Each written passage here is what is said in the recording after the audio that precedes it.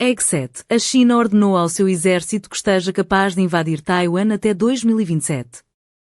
Explora as percepções de Pete Hegseth sobre os desafios de segurança na região do Indo-Pacífico. But a threat gathers.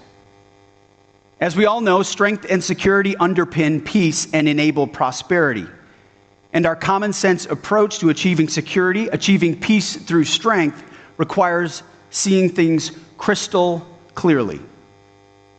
It requires confronting obvious truth about the threats that we face in the Indo-Pacific, and it requires meeting those threats with a very real sense of urgency.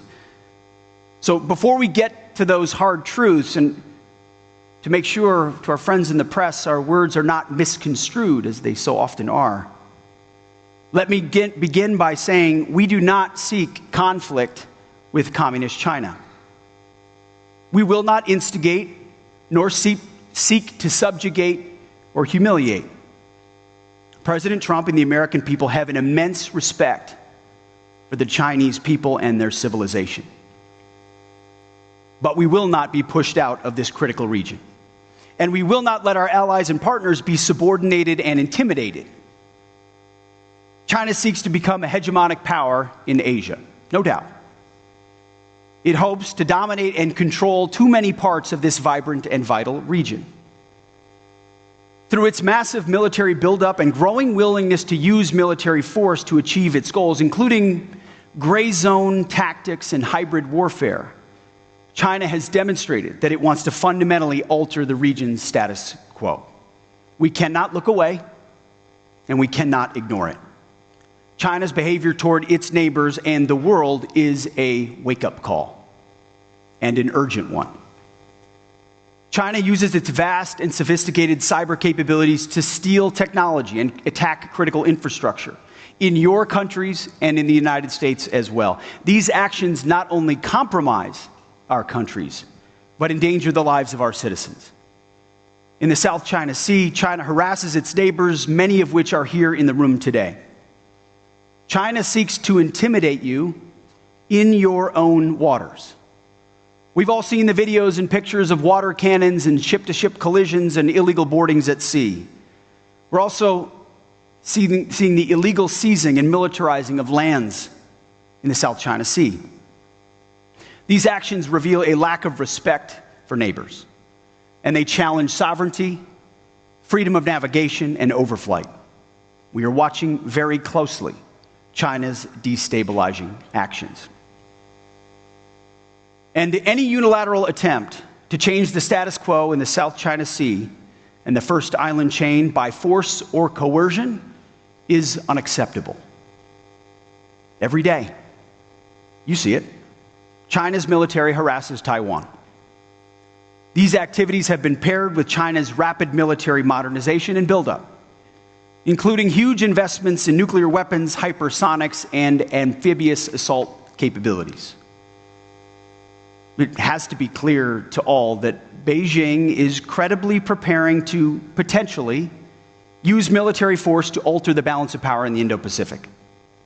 We know, it's public, that Xi has ordered his military to be capable of invading Taiwan by 2027. The PLA is building the military needed to do it, training for it every day, and rehearsing for the real deal. Admiral Paparo has spoken very clearly about this on multiple occasions. Again, to be clear, any attempt by Communist China to conquer Taiwan by force would result in devastating consequences for the Indo-Pacific and the world. There's no reason to sugarcoat it. The threat China poses is real, and it could be imminent. We hope not, but it certainly could be. Facing these threats, we know that many countries are tempted by the idea of seeking both economic cooperation with China and defense cooperation with the United States. Now, that is a geographic necessity for many. But beware the leverage that the CCP seeks with that entanglement. Economic dependence on China only deepens their malign influence and complicates our defense decision space during times of tension. Nobody knows what China will ultimately do, but they are preparing. and therefore we must be ready as well. Urgency and vigilance is our only option at the Department of Defense with our allies, because the United States, especially under President Trump, does not seek war. We do not seek to dominate or strangle China, to encircle or provoke. We do not seek regime change, nor will we instigate or disrespect a proud and historic culture.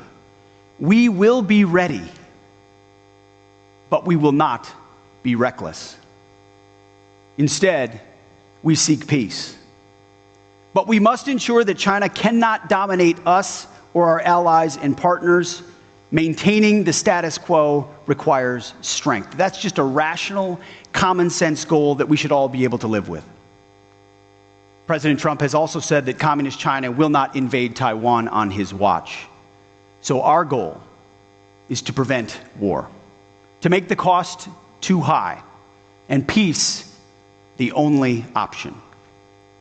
And we will do this with a strong shield of deterrence forged together with you, America's great allies and defense partners.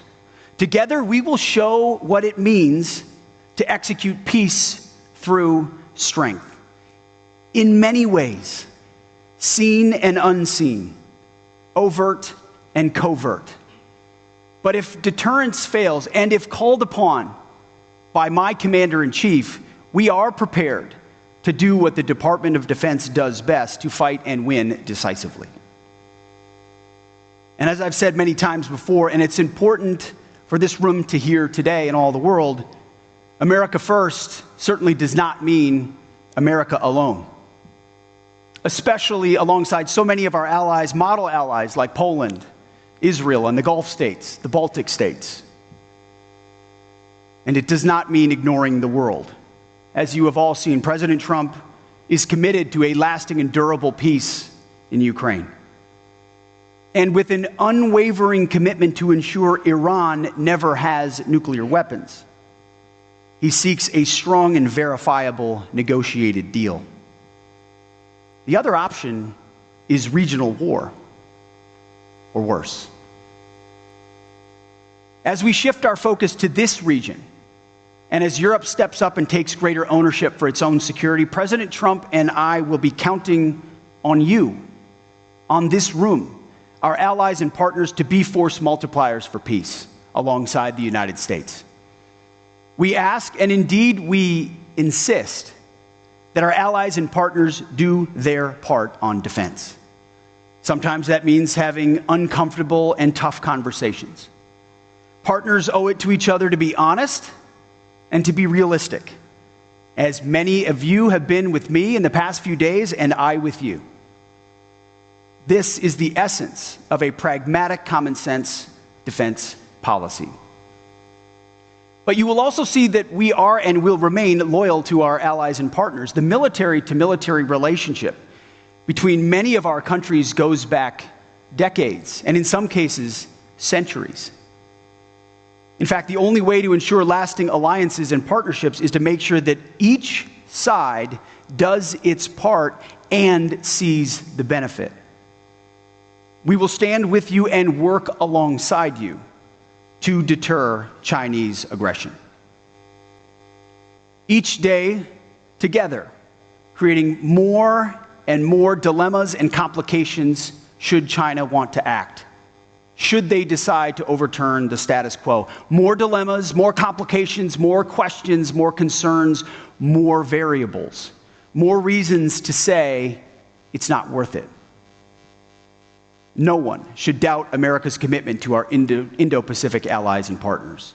We will continue to wrap our arms around our friends and find new ways to work together, not only our treaty allies here, but also our key defense partners in ASEAN and across the Indo-Pacific. For example, look no further than to our growing defense relationship with India, where we pass new milestones by the day. from shared ventures of our defense industries to the increased operational coordination and interoperability between our two militaries. I urge all of our allies and partners to seize this moment with us. Our defense spending must reflect the dangers and threats that we face today. Because deterrence doesn't come on the cheap. Just ask the American taxpayer. Time is of the essence. We must step up and move out with urgency. And it's hard to believe a little bit, after some trips to Europe, that I'm saying this, but thanks to President Trump, Asian allies should look to countries in Europe as a newfound example. NATO members are pledging to spend 5% of their GDP on defense, even Germany. So it doesn't make sense for countries in Europe to do that while key allies in Asia spend less on defense in the face of an even more formidable threat, not to mention North Korea. Ultimately, a strong, resolute, and capable network of allies and partners is our key strategic advantage. China envies what we have together, and it sees what we can collectively bring to bear on defense. But it's up to all of us to ensure that we live up to that potential by investing. U.S. allies in the Indo-Pacific can and should quickly upgrade their own defenses.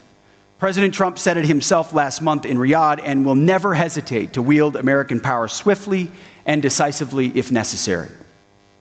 That is reestablishing deterrence.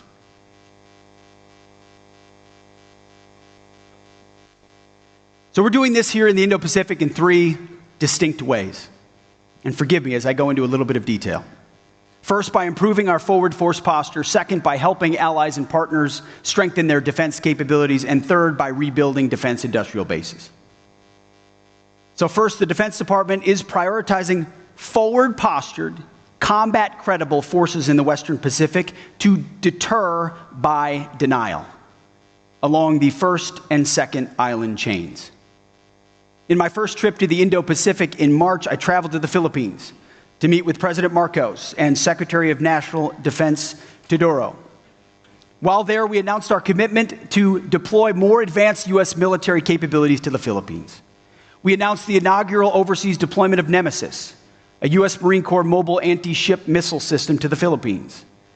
The 3rd Marine Littoral Regiment, one of the U.S. military's most capable and lethal formations, exercised Nemesis along with our Philippine allies.